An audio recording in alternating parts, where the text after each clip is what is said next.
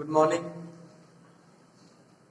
कक्षा 11 में जैसे कि आप लोगों ने देखा कि सबसे पहला जो अध्याय है जीव जगत।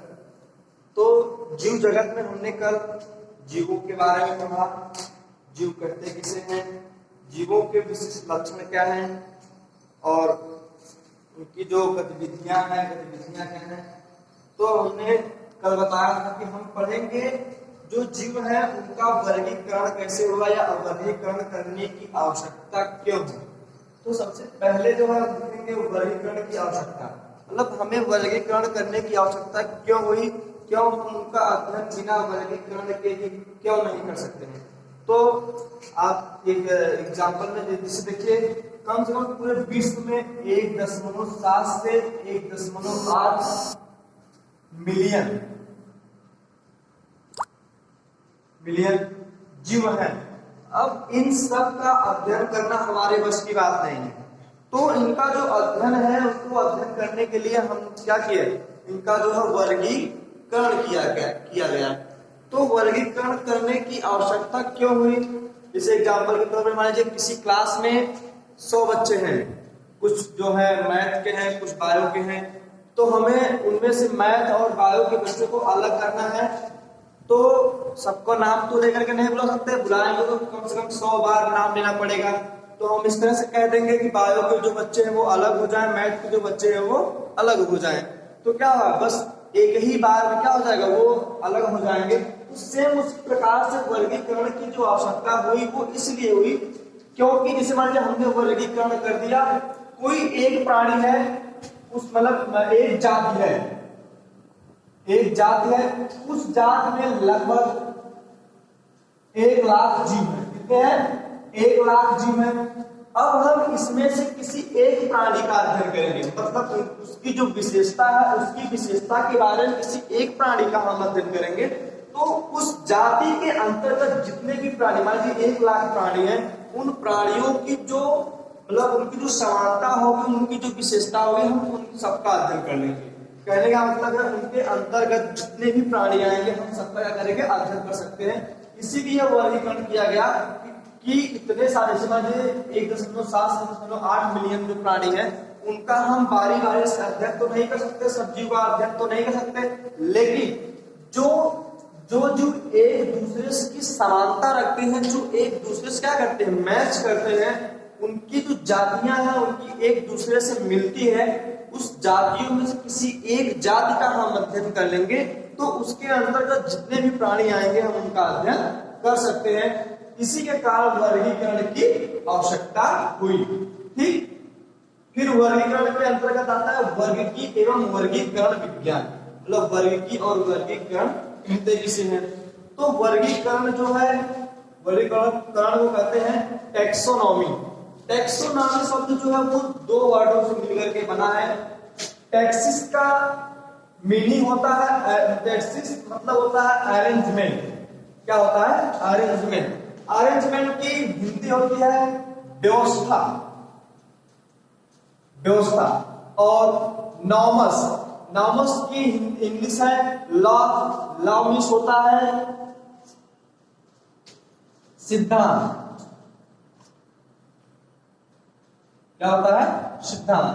तो कह सकते हैं हम व्यवस्था सिद्धांत, मतलब उनकी जो व्यवस्था है उनके सिद्धांत, मतलब उनकी जो सिमिलरिटी है, उनकी जो समानताएं मिलती हैं, उन्हीं समानताओं के आधार पर उनको हम व्यवस्थित कर सकते हैं। तो जीवों की पहचान की परिभाषा देखते हैं। जीवों की पहचान, नामकरण और वर्गीकरण को टैक्सोनॉमी कहते हैं। मतलब क्या है? जीवों की पहचान करना, उनका नामकरण करना और उनको किस वर्ग में रखा जाए वो क्या कहलाता है? टैक्सोनॉमी कहलाता है। और टैक्सोनॉमी जो है वो उसकी जो खोज, मतलब उसका जो नाम कौन दिया था, टैक्सोनॉमी या फिर सिस्टमैटिक विज्ञान का जो नाम दिया था वो किसने दिया था? लिनियस ने दिया था। ठीक, और सिस्टमैटिक शब्द जो है वो लैटिन भाषा से मिलकर के बना हुआ है, जिसका अर्थ होता है जीवों को नियमित व्यवस्थित करना। मतलब जो सिस्टमैटिक्स है, सिस्टमैटिक्स किस वर्ड का है, वो लैटिन भाषा से मिल करके बना हुआ है, जिसका अर्थ होता है जीवों को नियमित व्यवस्था, जीवों का नियमित व्यवस्था करना, मतलब उनका जो वर्गीकरण है, वर्गीकरण करने के बाद उनको नियमित, मतलब उनका क्लास क्या है, उनका वर्ग क्या है, उनकी जाति क्या है, इस आधार पर उनको व्यवस्थित करना ही क्या कराता है, सिस्टमैटिक कराता है। और सिस्टमैटिक शब्द का जो प्रयोग है वो लिनियस नामक वैज्ञानिक ने दिया था। लिनियस ने बताया था कि जीवों का जो वर्गीकरण है वो हम क्यों करते हैं। तो जैसे मान लीजिए एक प्राणी है, प्राणी कई प्रकार के, जैसे मान लीजिए स्तनधारी है, या फिर वो सरीसृप है, या फिर एबीज है। उन प्राणियों को से मान लीजिए हम वर्गीकरण के आधार पर समझिए हम अध्ययन करेंगे सरीसृप का। सरीसृप का अध्ययन करते हैं तो इसमें जितने भी रेंगने वाले जीव होते हैं आते हैं।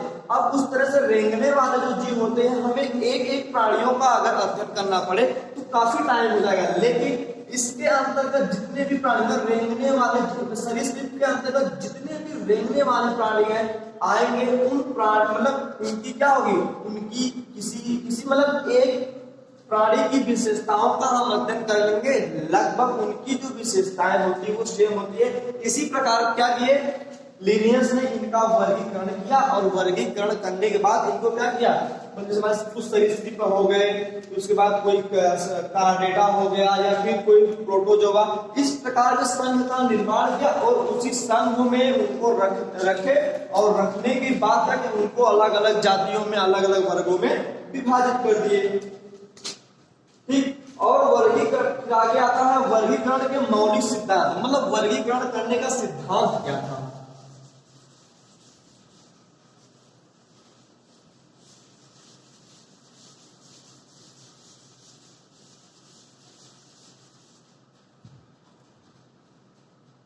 वर्गीकरण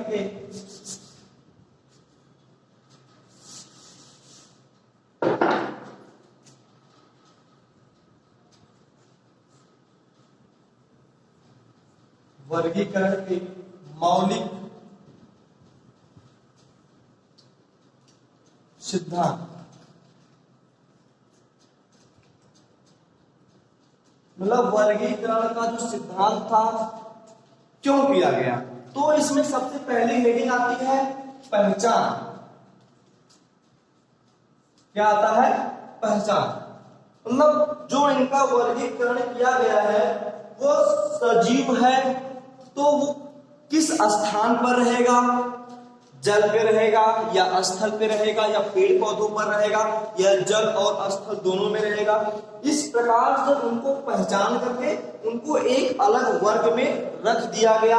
ये कहलाता है क्या, वर्गीकरण का मौलिक सिद्धांत। मतलब वर्गीकरण का जो मौलिक सिद्धांत था उनमें जीव जातियों मतलब जंतुओं की पहचान करना, पहचान करके उनकी जो विशेषता है, उनकी विशेषता के आधार पर उनको क्या है, उनको वर्गीकरण करना कि ये क्या है, ये जलीय है, स्थलीय है, या जलीय स्थलीय दोनों है। इस प्रकार से उनको रखना ही क्या कहलाया, पहचान कहलाया। फिर उसके बाद आता है नामकरण, दूसरा है नामकरण। ठीक, नामकरण में क्या बताया इन्होंने, नामकरण में उन्होंने ये बताया कि जितनी भी लाखों प्रजातियां हैं, लाखों प्रजातियों का हम क्या करेंगे, मतलब नाम, उनका तो नाम तो जानते हैं, लेकिन सबका अध्ययन कर हम एक एक करके नहीं कर सकते। कर भी सकते हैं तो क्या होगा, बहुत ज्यादा टाइम लगेगा। लेकिन क्या किए, इनका जो नामकरण हुआ कैसे, जैसे मान लीजिए किसी अपने ही घर के आसपास कोई जीव जंतु रेंगने वाले या उड़ने वाले जितने भी पक्षी है, उनको क्या किया, एक ही वर्ग में ला कर क्या किए, रख दी। रखने के बाद किसी एक उड़ने वाले पक्षी को या किसी एक पक्षी का हम अध्ययन करेंगे। समझो कोई पक्षी पंख की सहायता से उड़ता है, उनका जो चोंच है खाने का काम आता है, तो इसमें जितने भी पक्षी आएंगे उनकी जो विशेषताएं होंगी लगभग सेम होंगी। तो इस आधार पर उन्होंने क्या किया, इनका नामकरण किया कि इनको इस वर्ग में या फिर इनको इस जात में रखा जाए। तो उन्होंने किया क्या किया, उनका वर्ग नामकरण कर दिया कि मतलब ये एबीज में रख दिया जाए या फिर ये रेप्टाइल में रख दिया जाए। तो इस प्रकार से उन्होंने वर्गीकरण के मौलिक सिद्धांत के आधार पर उन्होंने एक और नाम दिया, क्या दिया, एक और मतलब उसका सिद्धांत दिया जिसका नाम क्या था, नामकरण। सबसे पहला था पहचान, फिर दूसरा है नामकरण। इस नामकरण में फिर उसके बाद आता है द्विनाम पद्धति या फिर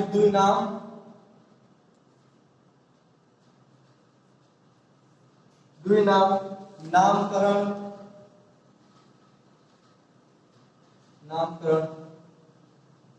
पद्धति। ठीक, मतलब उनकी पहचान की है नामकरण की। नामकरण करने के बाद द्विनाम पद्धति कैरोलस लीनियस नामक वैज्ञानिक ने दिया। कौन दिया?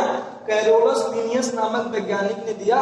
और उन्होंने इसमें बताया कि जो जीव है उनको मान लीजिए हम किसी एक विशेषता के आधार पर रखें। और जो वर्गीकरण किया था उन्होंने, वर्गीकरण की जो इकाई थी उन्होंने वर्गीकरण इस प्रकार से किया था। पहले उन्होंने क्या किया था, उनकी जो पहले क्या किया, किंगडम मतलब उनका जो जगत था, जगत किए किंगडम में रखा। फिर उसके बाद उनका फाइलम जो था, उनका जो संघ है उसको रखे। फिर उनका क्लास क्या है, क्लास दिए। फिर उसके बाद ऑर्डर, गण। फिर उसके बाद फैमिली, और फिर उसके बाद जीनस, और उसके बाद स्पीशीज। कुछ इस प्रकार से वर्गीकृत किए गए थे।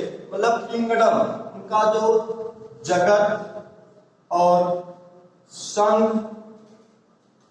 और उसके बाद क्लास, वर्ग,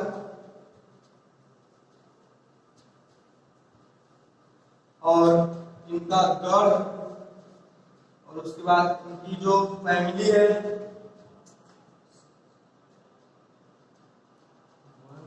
और स्पीशीज, जात।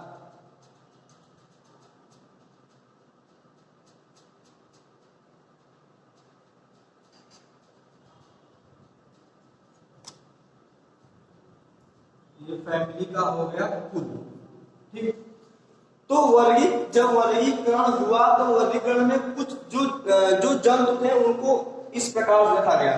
जब वर्गीकृत किया गया उनको, तो सबसे पहले उनकी पहचान की गई कि वो किस जगत के हैं।